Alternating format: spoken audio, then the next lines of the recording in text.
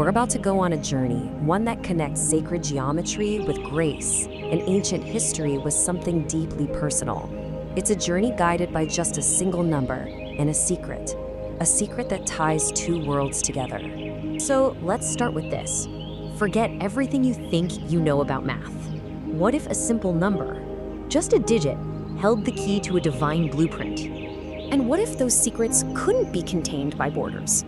Imagine this, the stone carvings of a temple in one corner of the globe, echoing in the grand halls of another, thousands and thousands of miles away. How is that possible? But, here's the biggest question of all. What if this massive, cosmic mystery isn't something out there for us to find, but something right here inside of us, just waiting to be awakened? Okay, so our exploration starts in a real place, a truly sacred place. We're heading to Kanchipuram, the legendary city of 1,000 temples. This is really where the whole story is anchored, right here on top of a sacred hill called Hastagiri. And this is a living tradition, You can still hear Vedic chants echoing, and the air itself just feels thick with the smell of ancient rituals. And believe me, Hastagiri Hill holds some deep mysteries. There's this incredible story of Athivaradar, a sacred idol that's hidden under the temple waters, and it's only revealed to the world once every 40 years. Can you imagine? This whole story comes from a cosmic sacrifice, and it's a powerful reminder that creation, it requires compassion. That's a kind of theology that isn't written in books, but carved right into the stone. So here's what's truly remarkable. All of these stories, this living faith, the architecture itself, it's all built around one single, powerful number. Which brings us to the architecture of 9. 9. Why 9? Why this number? It just keeps showing up over and over again. And it's not a coincidence. No way. It's a deliberate sacred framework. And this is where it gets really fascinating. Because this number lays out a kind of map. The number 9 structures everything. It's there in the 9 forms of devotion, the Nabavida Bhakti. That's everything from just hearing the divine name all the way to complete self-surrender. It's in the 9 openings of our own physical body. It maps onto the 9 layers of symbolism in the temple, and it charts the 9 stages of our own inner awakening. It's a whole path, a 9-fold path that takes you from the outside world all the way in. So where does this whole 9-fold path lead? Well, it leads us inward to something called the Hridaya Kamalam, the lotus of the heart. And look, this is not just some poetic metaphor.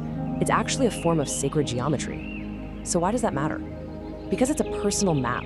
It's a map that decodes the divine inside our own consciousness. That huge grand temple architecture, it's not just out there. It was designed to be a mirror of the sacred space that's right here inside of you. But here's the twist. This incredible map of consciousness, it wasn't just stuck in one temple or one city. Not at all. In fact, its influence stretches for thousands of miles, revealing a secret tie all the way to Cambodia. And you can really see the connection here. On one hand, you have the spiritual heritage of Kanchipuram. On the other, the absolutely magnificent corridors of Angkor Wat. The worship of Vishnu traveled all the way from the Tamil lands to the Khmer Empire. How? Through trade, through art, and just through pure devotion. You can see it in the shared cosmic layouts, the Sanskrit inscriptions. There's just this familiar feeling of the divine in both places. So how is all of this even possible? Well, it all comes down to this really powerful idea. Dharma travels with those who carry it in their hearts. Sacred ideas, you see, they don't need borders. The very same Lord who stood on Hastagiri Hill could also stand in a land far, far away, because that cosmic truth, that Dharma, it's carried inside the hearts of the people who believe. So you see, this whole exploration, from temples to numbers to far-off civilizations, it's not really just a history tour. Ultimately, it's a journey to yourself. And that's why this isn't a book you just read from cover to cover and put down. No, it's a book to sit with, to really contemplate. Think of it more as a tool for introspection. It gives you incredible depth without dogma, and it pairs devotion with real intellectual rigor. It really guides you on a pilgrimage, one that weaves together beautiful Tamil poetry, profound Vaishnava philosophy, and the pure elegance of sacred mathematics. Each chapter is like a gem, a ratna, and each one illuminates a different facet of grace. So the guide for this whole extraordinary journey, is the book itself.